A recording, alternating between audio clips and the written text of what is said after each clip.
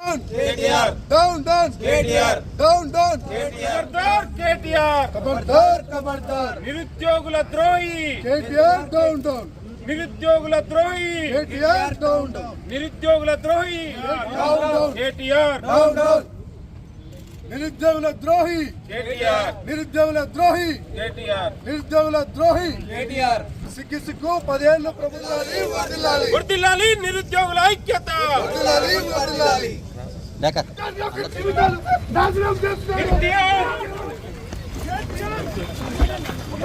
కేటీఆర్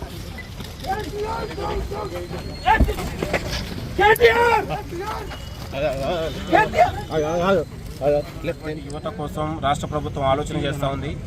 ఇవాళ తెలంగాణలో కని ఎరుగని స్థాయిలో నిరుద్యోగులకు ఉద్యోగాల భర్తీ జరగబోతా ఉంది. దీన్ని అందరూ కూడా తెలంగాణలో ఉన్నటువంటి నిరుద్యోగులు ఉపయోగించుకోవాల్సిందిగా కోరుతా ఉన్నాం. దయచేసి నిరుద్యోగుల పేరుతోని నిరుద్యోగులకు మద్దతు పేరుతో వచ్చే నాయకుల్ని కూడా అడ్డుకోవాలని కూడా కోరుతా ఉన్నాం. కొంతమంది కొన్ని రాజకీయ పార్టీలు నిరుద్యోగుల మీద రాజకీయం చేసి పబ్బం గడుపుకునే రాజకీయ పార్టీలు రాజకీయ నాయకులను కూడా తన్ని తరమాల్సిన అవసరం ఉంది. నిరుద్యోగులందరూ కూడా కాంగ్రెస్ పార్టీకి గెలిపించడంలో ప్రధాన భూమిక పోషించారు. కాబట్టి నిరుద్యోగులకు కన్నీళ్లు దుర్చాలే, వాళ్ళ జీవితాల్లో వెలుగులు నింపాలనే ప్రధానమైన ఆలోచనతోని ముఖ్యమంత్రి రేవంత్ రెడ్డి గారు ప్రతి అంశం మీద అధికారులతోని మేధావులతోని చర్చించే ఈ యొక్క భర్తీల అంశం దాని మీద పెంచబోయే ప్రయత్నం జరుగుతూ ఉంది. ఇవాళ గ్రూప్ 1 కానీ గ్రూప్ 2 కానీ డిఎస్సి కానీ తెలంగాణలో గతంలో ఎన్నడూ లేని విధంగా భారీ పోస్టులు ఇచ్చి ఇవాళ నిరుద్యోగుల జీవితాల్లో వెలుగులు నింపాలనే ప్రక్రియ జరుగుతూ ఉంది. త్వరలో జాబ్ క్యాలెండర్ జరగబోతా ఉంది. తెలంగాణలో మొత్తం ప్రతి ఖాళీలను కూడా నింపే బాధ్యత ప్రభుత్వం తీసుకుంటుంది. మీరందరూ కూడా చదువుకోండి. ఏ రాజకీయాలకు మీరు బలి కావాల్సిన అవసరం లేదు.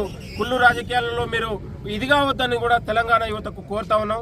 కేటీఆర్కు సిగ్గుపడాలి. కేటీఆర్ నిరుద్యోగులకు క్షమాపణ చెప్పాలి, సారీ చెప్పాలి. ఎందుకంటే 10 ఏళ్ల కాలంలో నిరుద్యోగుల మీద కేసులు పెట్టించి జైళ్లలో పెట్టించి ఇదే మురళీమోహన్ జరిగిపోతే అర్ధరాత్రి కేసులు పెట్టించి పోలీసులతో గతంలో ఎంత దాడి చేసిండు, ఎంత విధ్వంసం సృష్టించడం మనందరికి తెలుసు. కాబట్టి కేటీఆర్ని నిరుద్యోగులు నమ్మొద్దని కూడా ఈ సందర్భంగా గుర్తు చేస్తా ఉన్నాం. ముమ్మాటికి తెలంగాణ నిరుద్యోగుల ద్రోహి కేటీఆర్ క్షమాపణ చెప్పాలి. గన్ పార్క్ దగ్గర వచ్చి ముక్కు నేలకు రాయాలని కూడా నిరుద్యోగుల తరపున మేము డిమాండ్ చేస్తా ఉన్నాం. ముఖ్యమంత్రి గారు చాలా చిత్తశుద్ధితోని చాలా నిబద్ధతతోని నిరుద్యోగులకు ఉద్యోగాలు కల్పిస్తుంటే కొంతమంది పరీక్షలు రానియకుండా అడ్డుకునే ప్రయత్నం జరుగుతూ ఉంది.